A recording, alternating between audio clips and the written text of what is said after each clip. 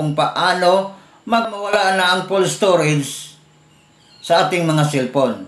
Open Gmail account. Tap natin ang apps, then tap natin ang Gmail account. So kapag may nag-pop up email notification na full storage na yung account mo sa Google at hindi ka na makareceive na mga important email, tap natin ang profile. Storage use ko is 14% na lang kasi nagbawas na ako kanina ng sobrang daming mga large file, photos and videos na hindi ko na kailangan. Kaya pindutin natin ang storage use. Yan, pinindot ko ng storage use. Tap natin ang clean up space. Sa mga dahilan kung bakit laging full storage yung ating mga Gmail